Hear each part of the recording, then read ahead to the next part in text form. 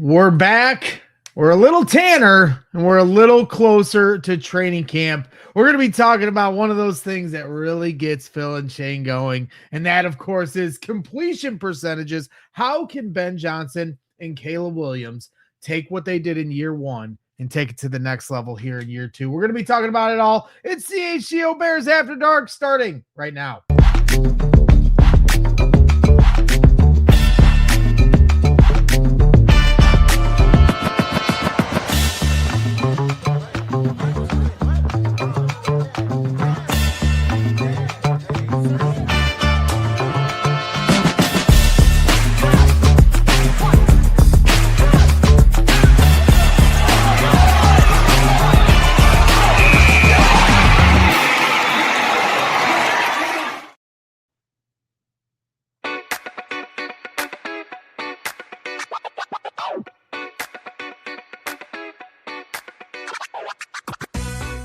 Welcome back to CHGO Bears After Dark on a special Wednesday night as I, the Meatball, have returned from Meatball Island and back here on your television screens or on your phones. I am your host, Greg Braggs Jr., alongside me as always for the most popular show for Carm Week. It's Shayne Marsaw and You're welcome, Carm. Here.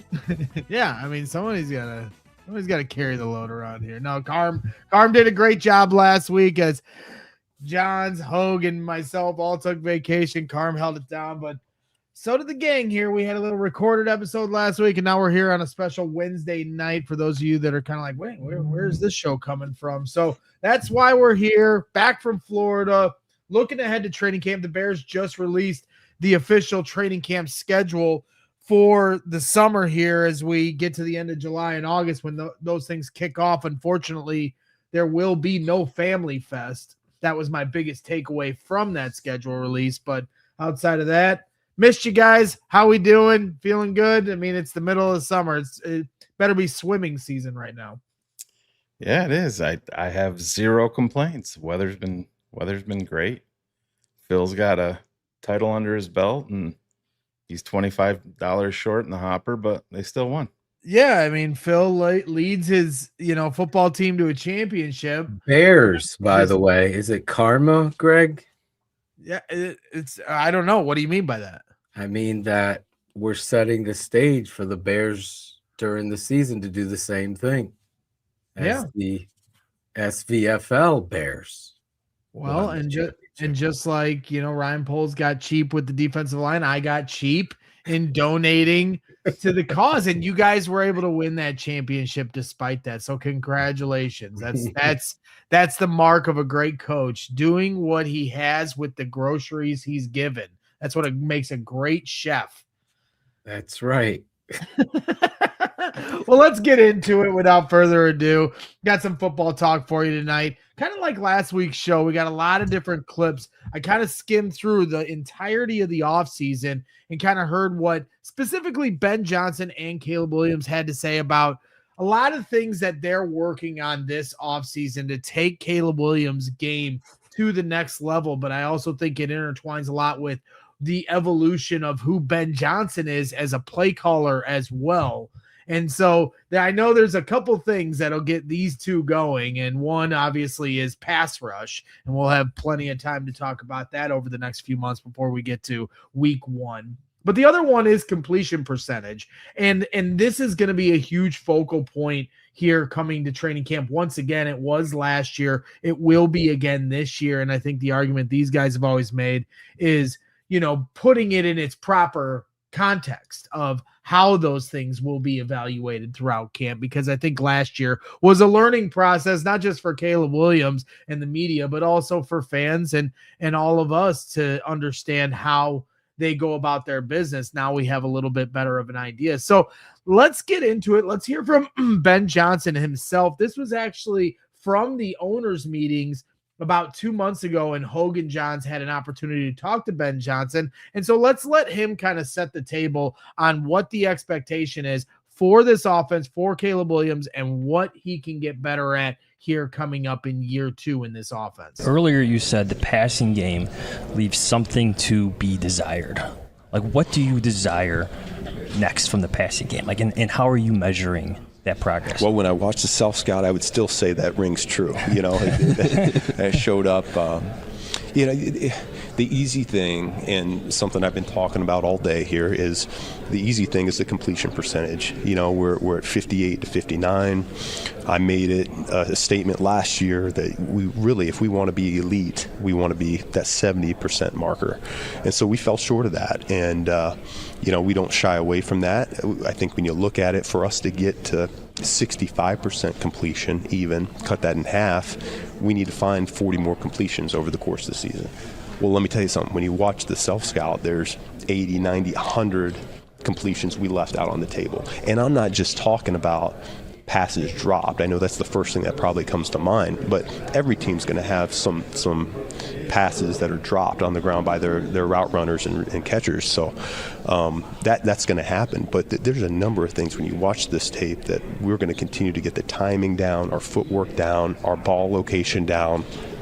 I put a lot of stress on our coaching staff, myself at the forefront of that, of where we can coach this stuff better, not just to get the primary receiver open more, but to where our route detail is more defined. When Caleb creates on his own, we have the proper reaction on the back end. We come alive on the back end and use it as an opportunity to get a big play down the field. We didn't feel like that happened nearly enough. And so I think there's more than enough opportunities on the tape. And when the guys get back in the building, that's something that we're going to really stress. So there's a lot to unpack there, Shane, but I think the long story short is there's a lot of contributing factors that can go into Caleb Williams' numbers getting better this year, and it's not just on Caleb Williams. Yeah, I mean, if you understand football, like we try to help people, understand it here, you would realize that it's again, I can remember, Greg, when you and I did a show with Patrick Norton, and we were talking about completion percentage and people charting passes in practice, and it never makes sense at any point, for the simple fact that you don't know what the situation is. You don't know if it's Ben Johnson can say it's third down and long, and you're going to fire the ball in there no matter what. The people on the sideline charting the passes don't know that.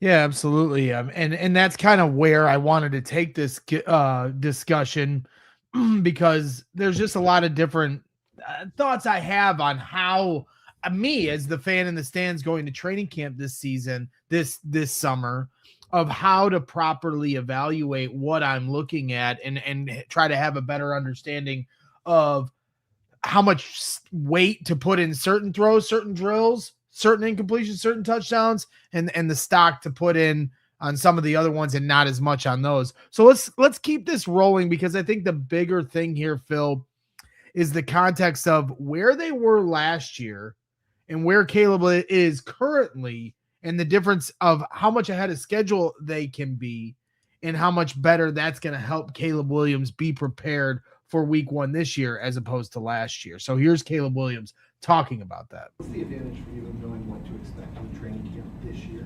We're at this time. It's a hell of a lot more fun for me than it was last year, just because it was, I was saying to Coach Stews, it was like, dude, I felt like I was drowning, trying to breathe, or stay alive and wait for a boat to come around. Last year, now this year, it's like I said earlier, it's being able to start where we finished last year, play calls and words and verbiage and speak the same language, and now it's been able to grow more from an earlier stage than maybe doing it maybe a little bit earlier in the season or halfway through the season, and speaking on things that really helps throughout the year and later in the year. And so that's the advantage. I mean, Phil, when you hear that and you hear that honesty from Caleb Williams talking about drowning, at this point last year, I mean, that's what Ben Johnson intended, right? He said, we're going to throw him in the deep end, see what he can handle, and then dial it back when the season. We all didn't know how the result was going to be at this point a year ago, last year. Now you have the trust of the coach's process, but now you are weaponized with the experience that Caleb Williams has, having gone through it now. Well, it's like learning a new language. A lot of people don't understand the pre-snap motions and understanding what you're reading pre-snap, let alone the language and the verbiage that he's having to learn and understand, as well as diagnose coverages and all of that. What Caleb Williams was able to do in the first year, and that's why I laughed at the completion percentage talk and the hand jiving like they're in Greece, is the reality of what Caleb was able to do in this offense in his first year is amazing and outstanding at the same time. There was negligence under Eberflus. Then there's a garden hose put in his mouth and he's having to swallow. And that's Ben's plan. And that's how I coach too. I'm giving you it all so you can now absorb that and make yourself better, because the more you understand the language, the more you understand the philosophies and the understanding of motions and pre-snaps and why we're doing all this stuff, but you still have to articulate that to a group of men in a huddle. That is a lot, and it takes a little while to do it. And to be able to win the NFC North in his first year and showcase the success, I think the completion percentage, I think Shane always points out, Don, it took your boy Jared Goff year 7 to get over 70% in Ben's Year offense. 9. Year 9, thank you. Here's Caleb in year 1 pushing what he did. And sometimes I'll disagree with Ben. I think there was a lot more drops. Obviously, the Bears had more drops than the PFF circus, and the Bears had a little less drops than the Tape Never Lies did, but we were close with the Bears. So when you look at all those things and you look at the language and the learning and the first year and all of that, then you're looking at how much this kid is going to be ahead of the game, Greg. Because when you have a student that understands and has that football acumen that Caleb Williams does, I talk about it with my coaches all the time. There's certain players that are very athletic, very good, but they don't have a football acumen. So you got to teach them this. Whereas a kid might be okay, he's a B athlete, but he has a football acumen. It's an A, and that just makes him an amazing football player. And when you get both of those things, Greg, you get an A+ athlete and an A+ football intellect that loves the game, because he's being transparent. I was swimming in this. Why was he swimming? Because he wanted it. He wanted to embrace that challenge. And that showed up all the time for us watching his tape. And I can't be more excited, because Ben sets a standard. And if you don't have one, then you're not a very good coach. Well, when you talk about intelligence, and football acumen, which, there is somewhat of a difference, right? Like there's book smart intelligence, but then football acumen and having an understanding of the game and the feel for the game. There's some more, I think there's layers to what true football intelligence is and football acumen. And I think Caleb has it in droves. And one of those stats points to another element of something that dictates completion percentage. And Ben Johnson acknowledged that during the owners' meetings as well. And I'll be honest with you, the throwaways aren't even something that I'm really, to me, that's part of the, when you talk about 70%, that's part of the 30% is the throwaways. I think that's going to happen as well. So you want to get to 70 with all of that factored in. Oh, shoot, the expected drops that you're always going to have, plus the throwaways, all that. If you want to be elite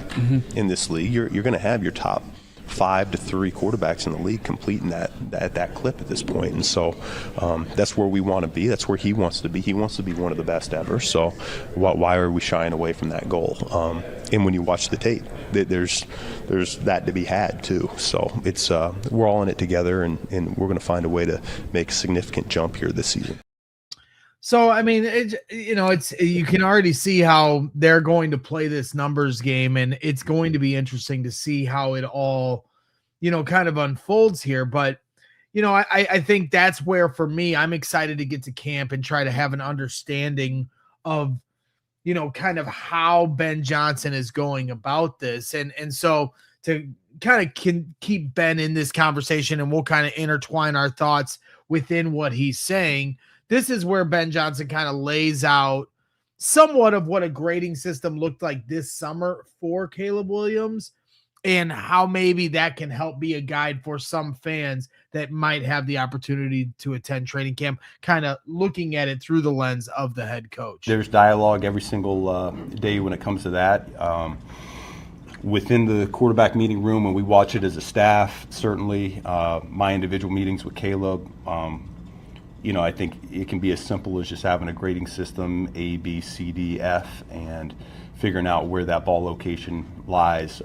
Certainly you grade yourself a little bit harder with those throws within 10 yards than you do the chunk or deep balls necessarily, but it's something that he's taken to heart. I think he's critical of himself, and it's something that you want to see in individual drill work carry over to routes on air, on over to the team settings as well. So, you're far from a finished product. It's always a challenge for us. It doesn't matter if you're a rookie or you're going into year 10. I think it's always a big piece of the quarterback equation.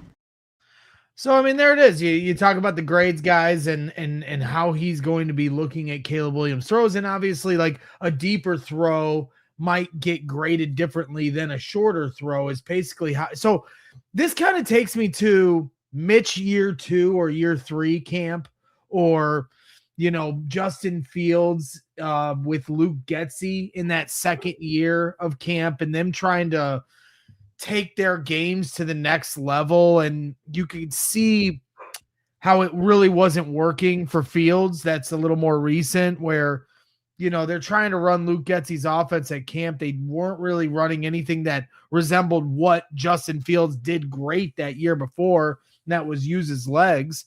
And so you're trying to figure out how this is all going to look. And so for me, guys, when I go to camp, I'm just trying to understand, okay, like, what are they going to be working on?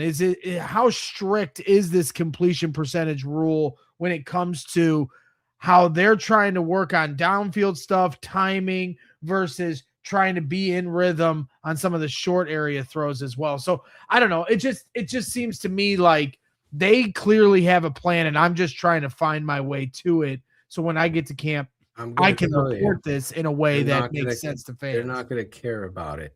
That's how they're going to deal with it, because in camp, it's not going to matter. You're trying to install your stuff. So if you're sitting there as a reporter grading completion percentage in practice, you're completely doing it wrong. That's not going to be a priority. What's going to be a priority is, did you make the right read? We could get better in the accuracy or the timing and that stuff, but they're not going to be worrying about completion percentage. In fact, I think it's the most overdone, and I know the coaches, he's drawing it up as almost a distraction for some of these blog boys, because at the end of the day, do you make the plays that matter? That's really going to be the priority there. Catch the ball. The throwaways and all of that, if that's your 30%, and you're putting that as a marker and saying, well, 30% throwaways, drops, what else? What else did he say? Throwaways, drops, and there was one other thing, penalties or whatever. Right. Then those things are going to happen in football. You're in your first year, you're expected that you're going to get better. All I know is Dan Marino, I think, was a 60% passer for his career, and I consider him the best that ever did it. So for me, completion percentage is a great talking point as a mathematician, but it's not really the end all be all that's going to be there. I think where people are losing their minds with this and just getting off track is Ben. When Ben says the standard is the standard, he wants perfection. but he knows the perfection in NFL football, especially at the quarterback position, is unattainable. Nobody's ever going to be perfect because it's not just yourself. You're relying on everybody else around you to be perfect also. Tom Brady never completed 70% of his passes. Have you ever heard that talked about? Never. No, you never Never. Jordan Love has never done it, right? God's gift in Wisconsin. He's passed for over 65% one time in his career. Drew Brees didn't do it until year 7 or 8. And I think the most relevant one of this stat, and you've said this before to me in private and on the show, is Jared Goff and what he did and how long it took him to get to this number under Ben Johnson. And it took him, so Jared Goff hit it in year 9, but that was year 3 under Ben Johnson. Right. And this isn't saying that Jared Goff is a bad football player. He's not. He's exceeded a lot of people's expectations, and that's fine. But why is Caleb being set up on this perch by the media in terms of completion percentage and saying that he's got to be there through year 2 after the disaster of year 1 with that coaching staff? None of it makes sense. It's like I said, I know I was freezing up there when I was talking there initially, but practice is, you can go back and watch 1920 Football Drive. Ben Johnson's in there. All right, this it's going to be 3rd and 8 here in this situation. You're throwing the ball to the end zone no matter what. So Carm or whoever's charting that pass on the sideline has no idea of the situation, has no idea of what Ben Johnson just said. That's going into the end zone no matter what. So you're sitting on the sideline. Caleb forces a pass in. Oh, that was a forced pass. It's going to get it. There's going to be an article about it. CHGO is going to do an emergency pod on it. I'm just saying, none of it made the kids. He hasn't even been into year 3 yet. Let me say this too, because if you really know football, you hear the coach say, and we got to get guys on the same page when he gets out to create. Yep. And because he's showcasing DJ Moore jogging and this guy not getting over, and the scramble drills, when done right, you can remember Colston Loveland coming across the field and he's hitting them on a dime. I mean, this is his talent. I know Don wants to play Don Juan like he's some freaking football genius, but Caleb doesn't run around and throw balls up. Caleb runs around, eyes down the field, shoulders square, delivering dots all over the place that are inconceivable for every quarterback in the NFL but one. It's probably Patrick Mahomes. Josh Allen can't even do some of these things that he's doing with accuracy like that. Josh always overthrows over the top downfield. We're talking about angles, geometric football. It's outstanding on a level with which if you played quarterback or receiver, you have an understanding like, oh my God, jaws are dropped. It's not just what he did against the Rams or the Packers. It's each and every game. There's some plays in there that you just go to see. It's like Jordan with you guys in his prime. Everybody went there. There's going to be one moment that this guy is going to take over and your jaw is going to be left dropped. And you have not had that ever. Well, and that's why. Well, that's why I think this guy, he's gonna have the biggest statue in this city when it's all said and done. Because there was a guy named Devin Hester that would do it once a game, and it was incredible. This is the quarterback. He has the ball the entire game, so he's gonna have 10 of these a game, and we're not used to that kind of explosiveness. And so you're right when you hear Ben talking about the scramble drill and how receivers are getting live on the backside after a play starts to break down and Caleb's going to do what he does special. I think that's going to be another big storyline this training camp. When we're talking about what Ben Johnson and Caleb Williams can do this summer, of how they can get better. It's obvious they need to start games faster. We know this. How can they do that? Well, as Caleb laid it out, he was drowning last year at this time. So being ahead of schedule, being where they were at the end of the last year for all intents and purposes is going to help that.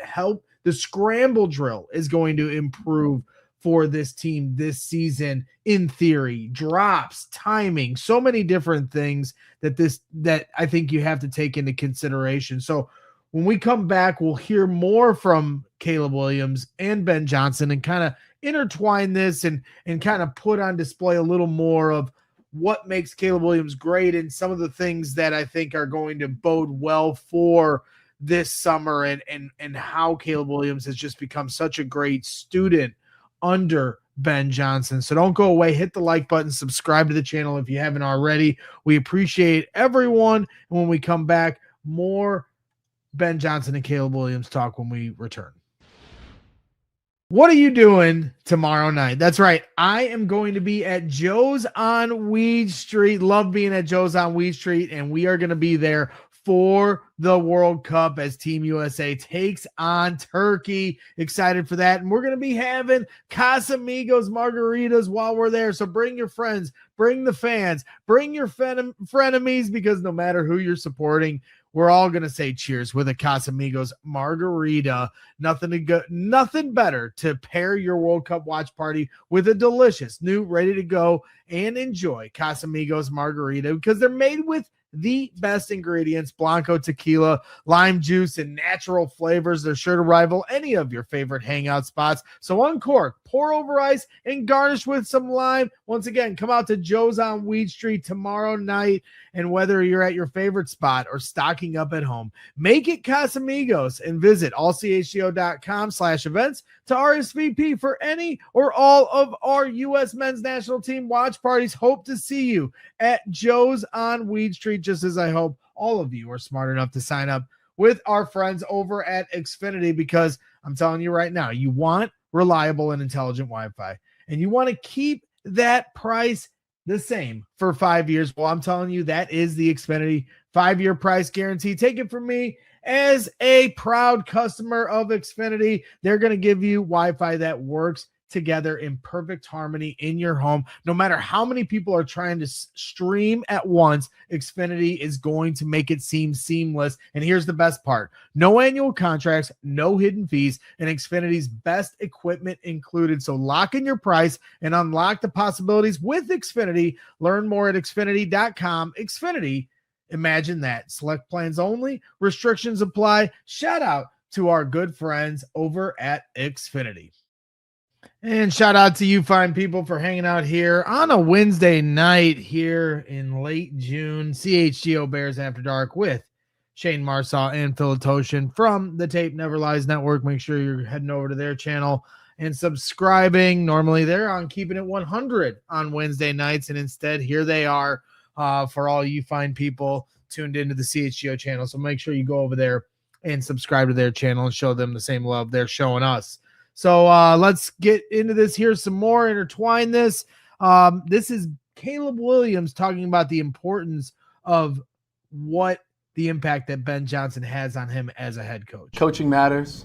That's something we always say, and then you have to have the person on the other side to receive the coaching. And I think I did well this year. One of the first things we talked about when we first met, I guess 2 days after the game, it's going to be more. It's going to be more difficult.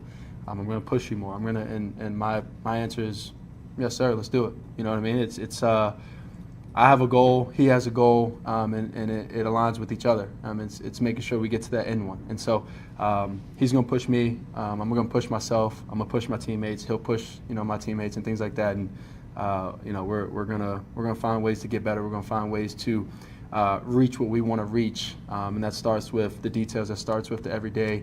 That starts with week to week, finding ways to get better. Man, I'll tell you what. If there were any questions of how these two were going to, connect, a year ago at this time, there are zero questions. He might be different than the the workout warriors that, have the nice hype videos in the off season that you can find on Instagram or whatever. Not saying Caleb doesn't dabble into those, but like, he's just one of those guys that's so, just doing so many different things that are outside of just a football norm. But to see that intensity line up with Ben Johnson's, that competitiveness. A year ago at this time, we weren't sure how that was all going to work out. And now you're seeing it a year later, how obsessed these two are about this end goal of greatness. Yeah, he's everything that Chicago Bears fans and the Chicago Bears organization wanted and coveted as a quarterback for the entirety of their existence. We've been waiting our whole lives for and he's exactly what non-Bears fans and people like Don Burr have been scared that the Bears would find their entire existence, because they're nitpicking every little thing. So it's going to be the first year it was he can't read a defense, he gets sacked too much. Well, then that changed year 2. Now it shifted to completion percentage. The completion percentage will go up this year. And now let's say if the Bears win one less game, you'll have idiots like Don and his band of idiots saying, oh, they regressed this year. My mommy told me, so it must be right. It doesn't work that way. Caleb Williams is improving every single year. He's the leader of the franchise in Chicago. He's not going anywhere. He's the Chicago Bears quarterback. Listen, has he made the Super Bowl yet? No, he hasn't. Is he well on his way? He absolutely is. And I have zero. Caleb Williams is problem number 475 when it comes to the Chicago Bears. That's how far down you have to go before I'm worried about anything with Caleb Williams. And it is what it is. It's uncharted territory for Bears fans. And we should be, the simple fact that we're doing a show and kicking it off with completion percentage tells us how good the guy is. I've never, ever talked about any quarterback in the history of talking about the Bears and football about completion percentage. Never. I never talked about Dan Marino's completion percentage or John Elway's. Go look at them. They're Hall of Famers, because in the biggest of moments, do they make plays to win games? Yes. Stop. This is a blog boy journey. Yeah, but as I've said, just to push back, and we've gone a few rounds on this already, but I understand where you're coming from. But this isn't, again, not a fan narrative. This is your head coach saying this over and over. So it's because he's a perfectionist. He's a perfectionist line. Right, exactly. People mess this up. Right. When your goal is shared, that's your goal to get to. It's not failure to come away at 64% and win 14 games and throw for 4,732 yards and 38 touchdowns. That's not going to be looked at as bad. But somehow, because it's brought up and because we're in Chicago with the hate and vitriol, I think I said it right. You did not, but that's okay. It's close. It's close. Then the reality of that becomes that's the earmark that we're gonna get after him. It was first, it's paint his nails. The next thing is the way his dad wanted to own a piece of the Bear. We've gone through every soap opera of this. Do you want the mic drop? I'm going to tell you guys. I'm going to give you guys some completion percentages of a quarterback in the NFL. Mm-hmm. And this is over his career. As a rookie, 57.7, 61.9, 59.6, 59.9, 58.6, 60.9, 66.2, 67.7 for a career completion percentage of 62.3%. That's somebody that's in the NFL today. Do you have any idea who it is? I'm going to guess Patrick Mahomes. No. I'm gonna guess Bengals quarterback. That would be Super Bowl champion Sam Darnold. And has anybody talked about his completion percentage one No. time? No. And I think one of the things that Ben has talked about, and I'm sure it'll get brought up in some of these clips that I've played, is just how much Caleb Williams is able to do out of structure. So like, I think Ben has had to change kind of how he is as a coach and a play caller and where his standard is, because Caleb's opening the door to a new level that Ben Johnson wasn't able to reach as a play caller, with all due respect to Jared Goff, because of the abilities that Caleb Williams has. So I find that really interesting here going forward, now that Ben has that information and that data, and we know how much of a math nerd that Ben Johnson is. I'm sure he's going to go through that, and he already did through that self-scouting, and will use that to his advantage. But that's 100%, I think, the big difference maker here with Caleb Williams is they're going to try to tighten the bolts when it comes to their in-structure offense that's built into what Ben Johnson has put together for the last 10, 20 years. And now you're going to add this layer that only a couple quarterbacks in the world can do. And I think that makes it really exciting. And so, this is essentially what Ben Johnson is saying is Caleb Williams' action points here heading to training camp. Oh, it's staying the course. We talked about all the players when they came back. We gave them an action plan, 3 areas of improvement that we really wanted to hone in on in the springtime. You don't just all of a sudden master those. We haven't had pads on yet, and so those will continue to be the points of emphasis for them over the summer and when we get into camp, so that we can apply them and when we're playing real football. So, we've hit him on those things. I'm going to keep those in-house. Those don't need to be public, but he is taken every little criticism, every little coaching point, and he's doing things better and better every single rep that he gets. See, and that's what you guys said, how it shows up on tape, how much this guy is a student to what Ben Johnson is trying to teach. And so, like, to me, when you see how this is all kind of unfolding, I just think it's exciting because, again, I just think you really have to do your best to remember where we were a year ago at this time. Even if you want to say that statement again a month and a half from now, whenever Family Fest was last year, and they're not doing one this year.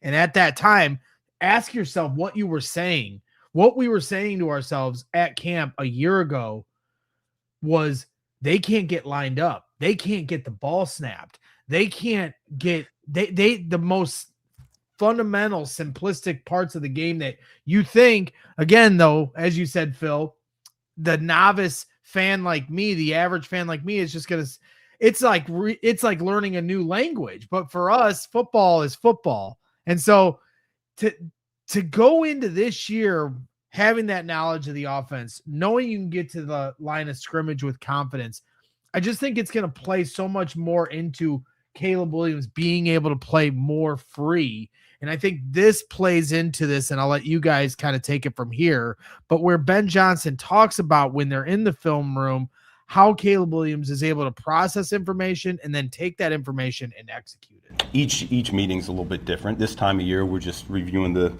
practice tape and carrying on our ways from there. But once again, he's been very receptive to all the coaching points. There's things that he looks to apply the next time we go to practice, and he does a really good job of taking it. He's not what I would call a rep guy. I think you can tell him something one time, and when he sees it on tape, he carries it on over to whether it's practice or the game. That showed up last year, and that continues to show up here this spring. So the more our minds kind of think the same, I think the better off we are in the long run. Yeah.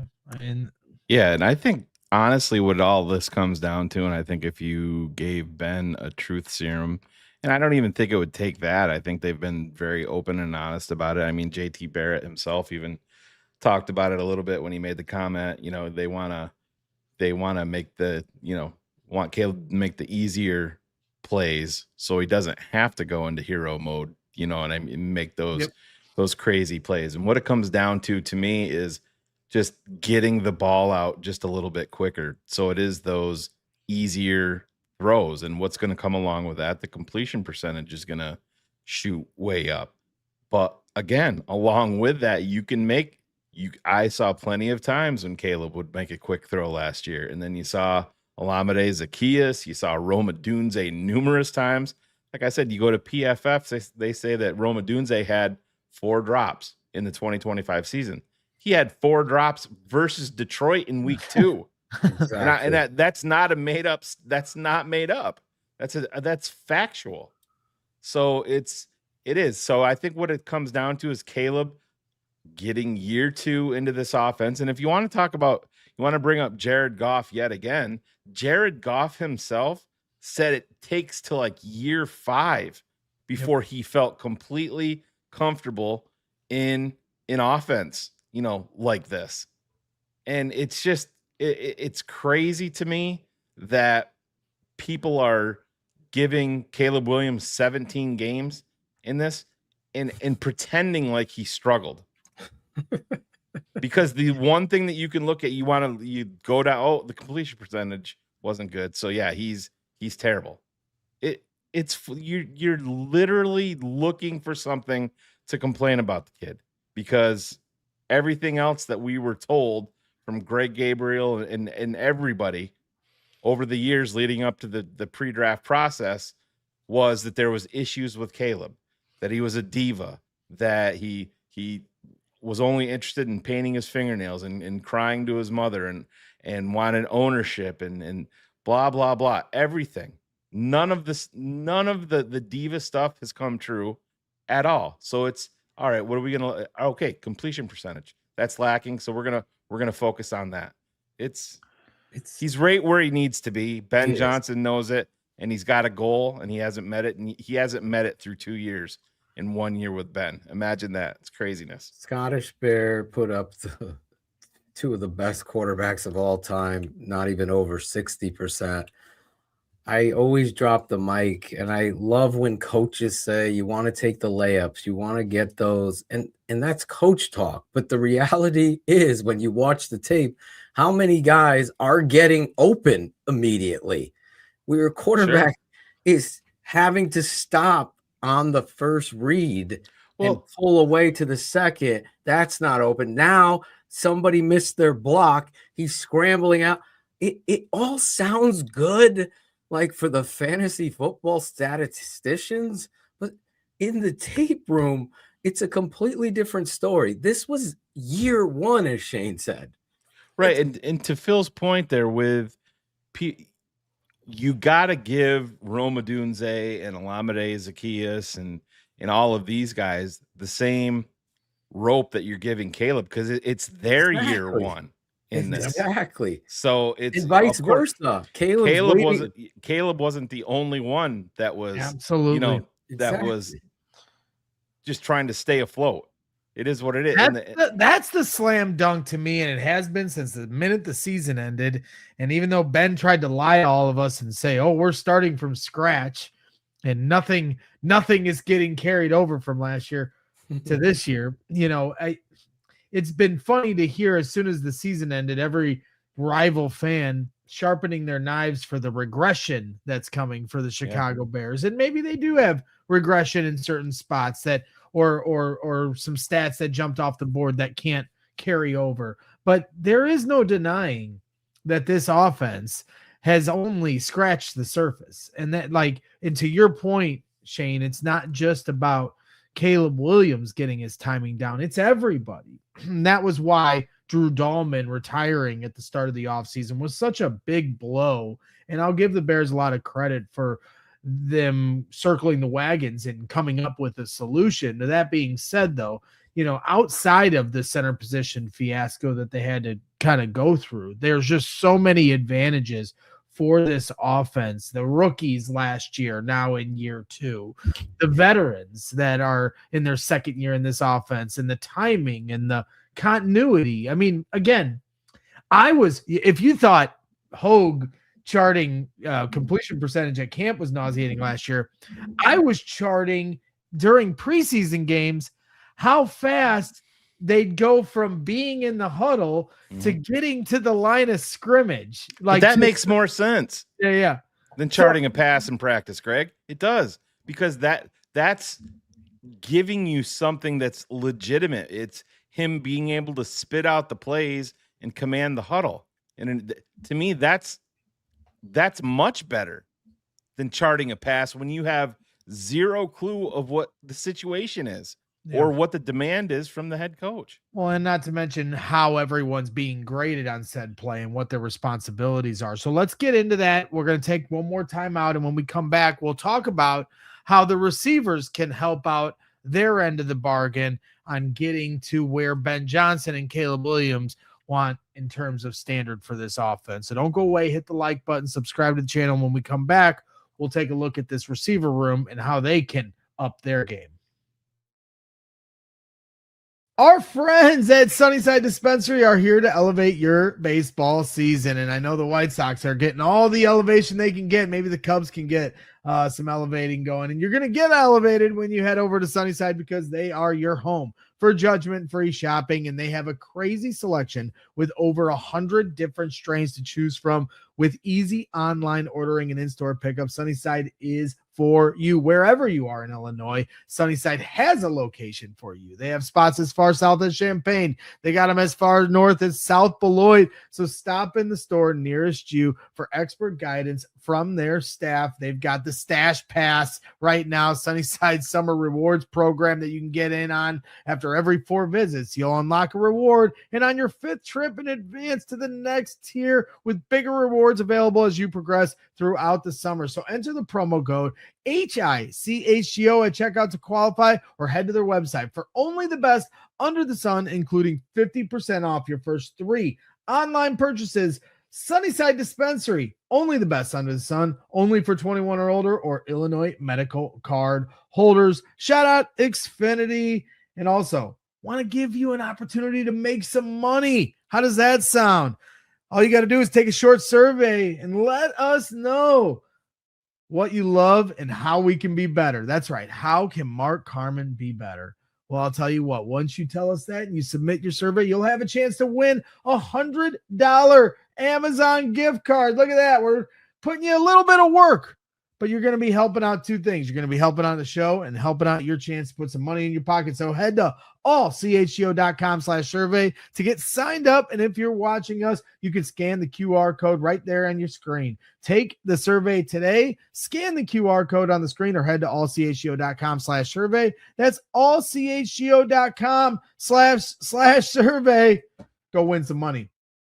All right. We're stumbling along here, rounding third here on CHGO. Filling out the survey. Yeah, fill out the survey. How can Carm get better numbers while Greg is drinking on a beach in Florida? He could invite Phil and Shane. He could have invited us on. Now he wasn't ducking you guys, just to be clear. I knew he was doing so much on his own last week that I figured we could throw him a bone, but he was not ducking you. What's Carm's favorite pizza place in Chicago? That whatever Tyson likes. Oh, yes, there it is. Well, let's get in. I didn't have any good segue of how to get to the receiver room from Tyson Bagent. There you go. But let's get into it. Let's hear from Antoine Randall L., who talked about how the Bears can help reduce drops here in year 2 with Ben Johnson. That's going to be a big element on how the completion percentage and the offense itself can go to the next level. So here's Antoine Randall L. talking about that. We call it seeds. Seeds? Seeds. C. Okay. So you see it and you see it. Got it. So you can't catch it if you can't see it. And then when you catch the ball, you want to see it, like form C's. So you got 2 types of C's. The letter, and then your eyes. Yeah. Is that something that when you just watched back his film last year, maybe some of the drops, was it a characteristic of not doing that as much, or were there other things? Well, a lot of them, and again, it's not just him. It's we look at what we had last year. I think we had PFF had us at 29 drops. We really had 43, according to our standard. That's good to know. Our standard. Write that down. And it came back to, at the end of the day, like, all right, they came back to these concentration drops. Like, you're not seeing the ball. Like, literally, you're taking your eyes off the ball. So you go back and look at the drops that we had, the guys were taking their eyes off the ball, trying to run before they actually have it caught, I love it. And I will just jump in here because I always talk about this, and it's great to hear. I always teach you have to catch the ball with your eyes first. I always say this on the channel, coaching up our fans and showing them the tape. And it never lies. The difference between winning and losing is always catching and dropping the football. If you have to see the ball with your eyes and follow it through, don't turn away and worry about getting hit. Let's catch the ball first.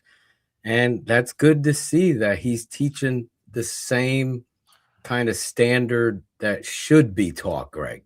And there's been coaches with the Bears that just, I don't know what they're coaching. So I know Ben put the onus on Antoine Randall L, which is another showcase of accountability and a standard. And here they are. And I didn't know this quote was out there. So that's great that he called out PFF. And I said it earlier in the show. The PFF was way down, and so did Shane. And our standard was higher than the 40, what did he say, 43 or 49? But that's something that should be focused on way more. We were the only ones that said is, that, by the way. One entity is saying 29 drops, and the Bears charted it as 43. We got it at 58. That's a lot different. So I have a few more. Nobody's talking about that. Why not? Because PFF is, I don't know what I could say here, Greg. I don't know.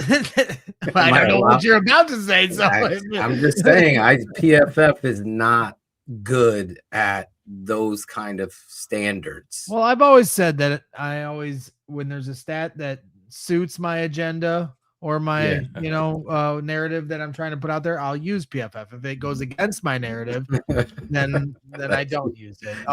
Brag rule. Yes, exactly. Shout out to Barb, by the way. I saw she said hello to us. We love her. Barb's in the chat, and that's why we are on a tight schedule here tonight. Because once this show ends, I'm going to finally get over to my mom's new house. Wow! Congratulations! You're gonna love it. It's beautiful. Yeah. Well, I would hope somebody's seen it because I was in Florida the whole time while she moved into her new house. Real great son here, but been there for a week. You'll love it. Yeah, well, that's great. That's great, Shane. Why don't we hear from Ben Johnson, who talked about how Caleb can help on his end of the bargain in terms of the drops and what the receiving room can do and that whole totality of that conversation. Here's Ben kind of putting a bow on that, where he talks about ball placement and other things kind of playing a factor as well. So when it comes to ball placement, like what's the number one thing that you feel like you start with to start to get that to be just a little bit sharper? Well, I think mechanics is where it starts, and so of course we changed the footwork a little bit last off season. You could tell it become more consistent as we went through the season. The comfort level grew. Just being aligned towards the target makes a major difference with him.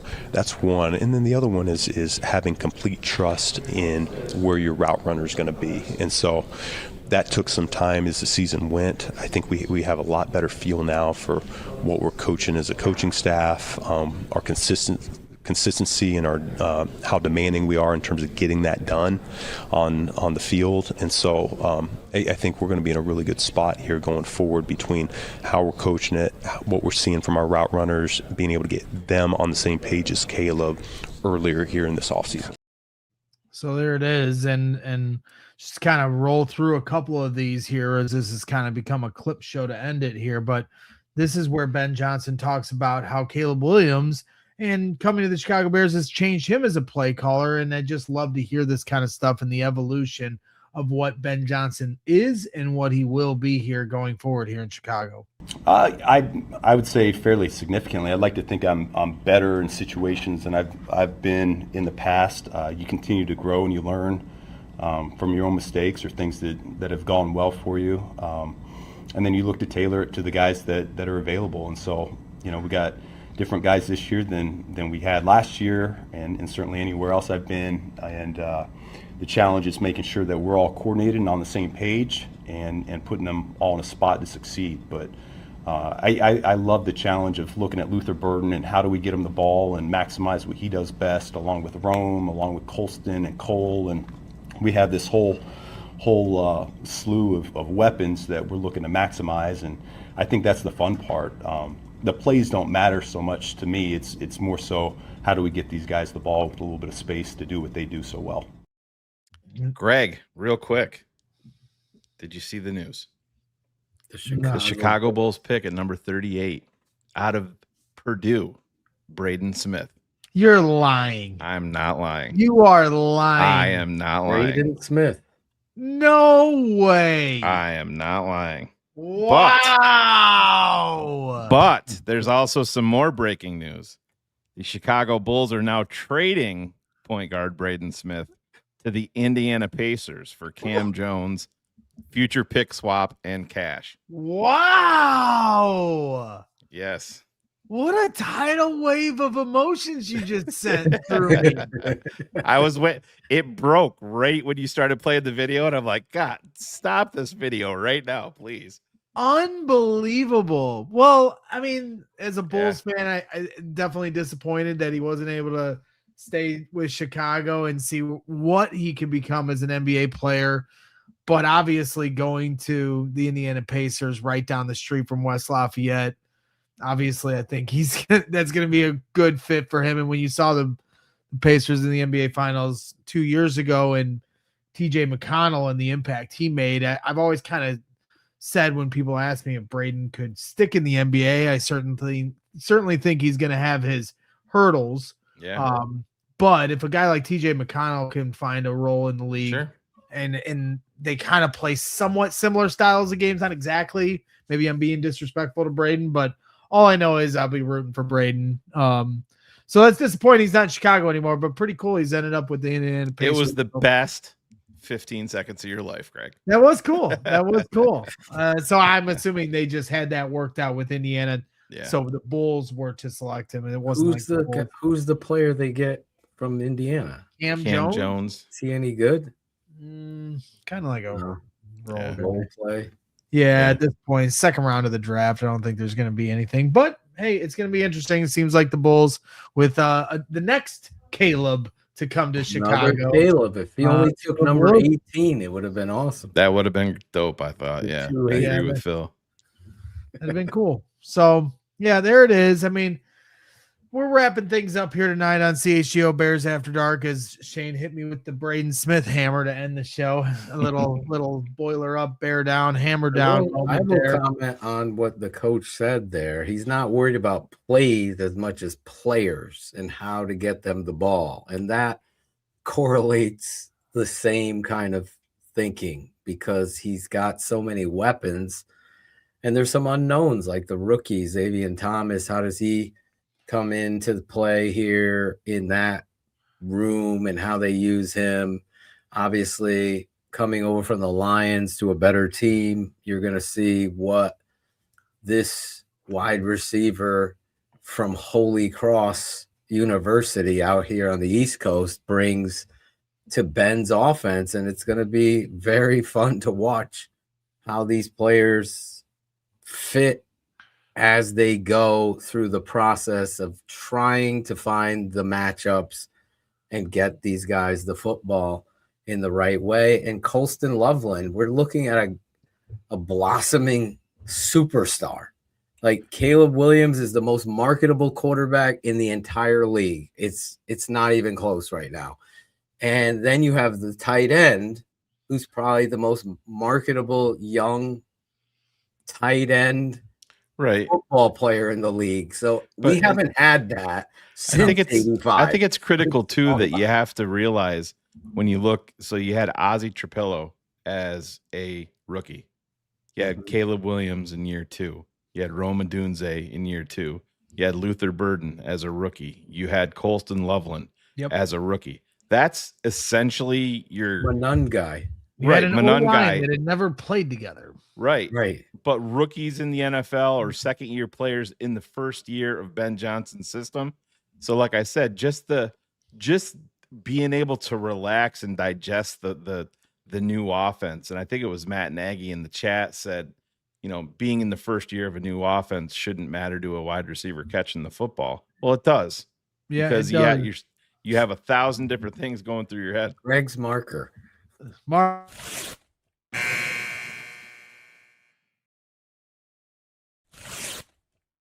Phil's learning the tricks of the trade. We have reached overtime here on CHGO Bears After Dark. Go ahead and finish your thoughts, Shane. The Bulls just reacquired Braden Smith. Snip, snap. Now that we hit overtime, which I promised we wouldn't, but we did. To your point, talking about year 2 players, younger players, let's hear Ben Johnson on what he thinks of Colston Loveland here in year 2. To your point, Phil. Missing last year was a big deal. Obviously, it took us a little bit to get going with him, but this offseason, it's been full tilt. I love what he brings to the table. He's one of the most consistent players I've been around, and that's saying a lot for a young guy because I think it takes a while before guys can truly understand what it means to be a professional. But he's in early. He's always in his playbook. He's always taking notes. I think he really thrives with being available in the pressure moments. That's the type of guy that he wants to be.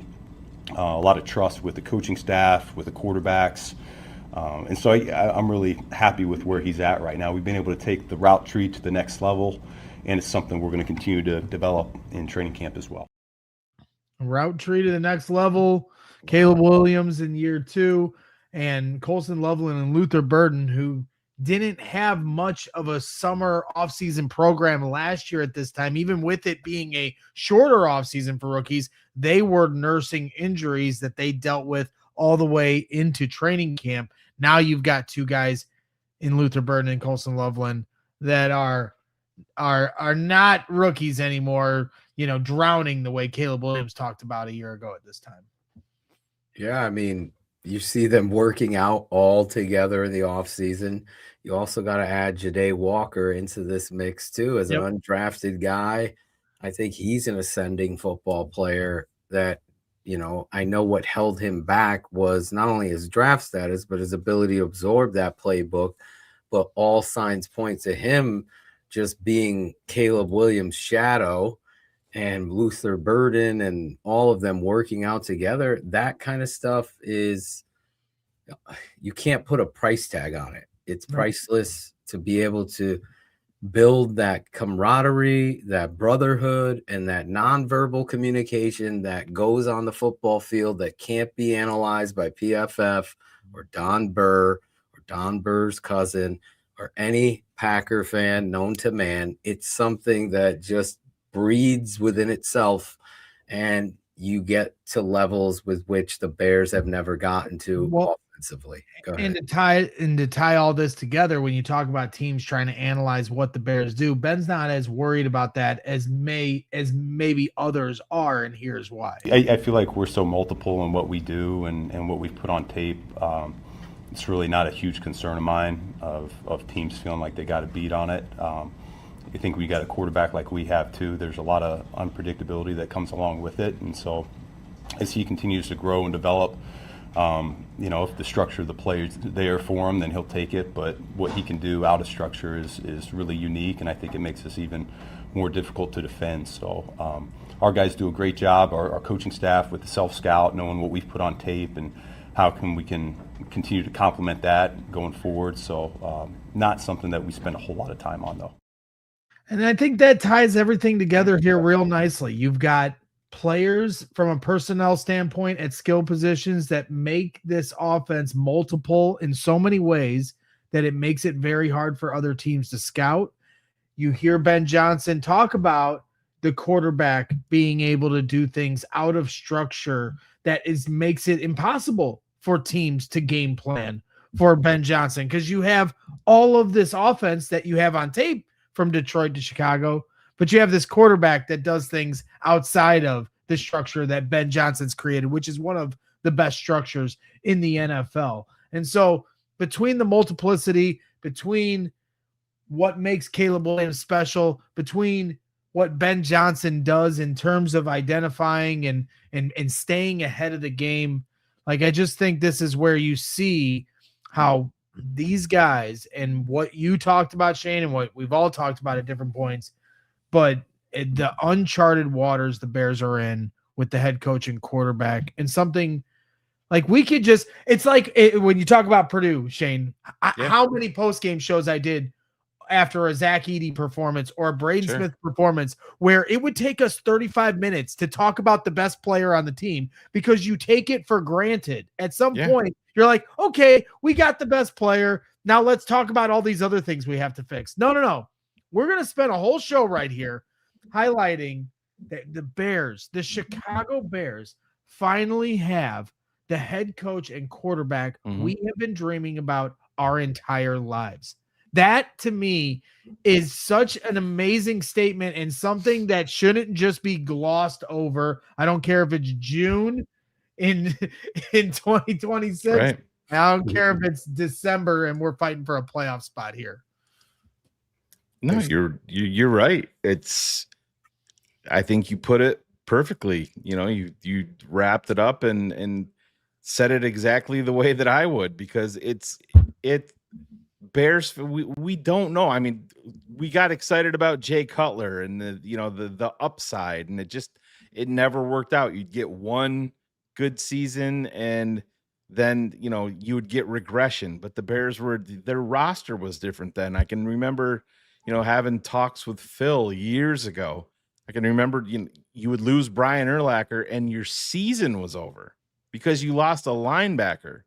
And it's poor roster construction, and you didn't have the right pieces in the right places along the way. And is there going to be bumps in the road? And are the Bears going to win every single season with Caleb Williams here? No, they're not, but they're always going to be a threat with Caleb Williams. And you know that Caleb Williams, and I don't care what anybody has to say about the kid, he's a guy off the field that is doing the right things. He's putting in the work. He's putting in the time. He wants to be coached hard. And now what does he also have? He's got the coach that is going to demand perfection, even though it's unattainable. And he's got a guy, like Phil said, for decades, that, somebody maniacal. You look at Ben. Ben looks like he hasn't slept in 6 months because, Ben's goal is not 70%. Ben's goal is multiple Super Bowls. That's what his overall goal is. Yep. Does Caleb need to be at 70% to win a Super Bowl? No, he doesn't. Does he need to improve? Sure, he does. But yeah, you're on the precipice right now. These are the beginning stages of where we want to go. And now it's up to the players, and that's all you can ask at this point in June. It's up to the players to go out there and gel, and now you go out there and win ball games. That's all you got to ask for. And even though I was off for 2 weeks in Florida, enjoying some time with friends and family, Ben Johnson has no time for days off, and this is Ben Johnson's plans here until we get to training camp. You have plans to get away from it, and kind of how do you handle it? Yeah, I've always found the summer to be one of the better times in terms of getting ahead for the season. We haven't done a whole lot exotic here this offseason. It's been, as I've talked about, fundamentals, technique. We're running fairly standard formations and plays at this point as we're trying to build the blocks from the ground up. And this offseason I'll be able to deep dive into some areas of interest for myself. And so I was just talking with Coach Stootsville upstairs, and he's got a wealth of experience from a number of different places, but I can't wait to dive into his cut-ups that he's got from Miami. They did some really unique things, particularly in the run game over the last few years, and so that's one example right there. But we'll be able to make a lot of headway here this summer. Yeah, for a minute. We'll get away. Literally a minute.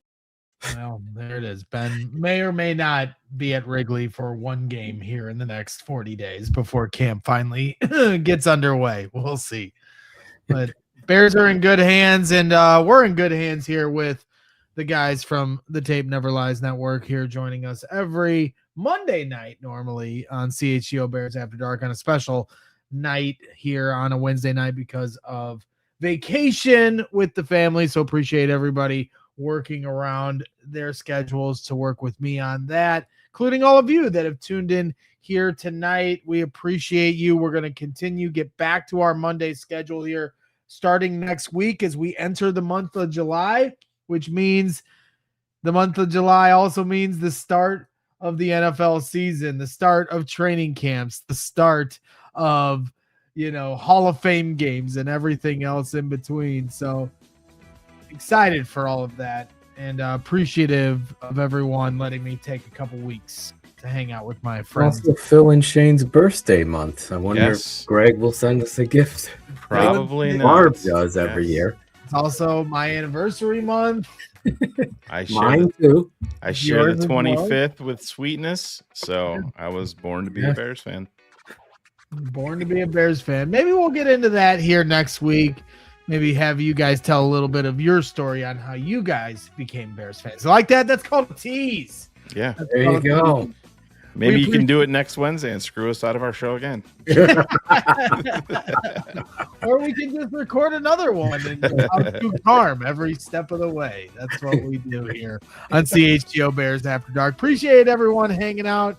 Hit the like button, subscribe to the channel if you haven't already, and we will see you here tomorrow at 1 p.m. Central. I guess I will make my trek to the studio and fill my meatball roll. But until then, we appreciate everybody hanging out. We'll see you tomorrow. Keep your head up, and always bear down. We all silly like the mayor.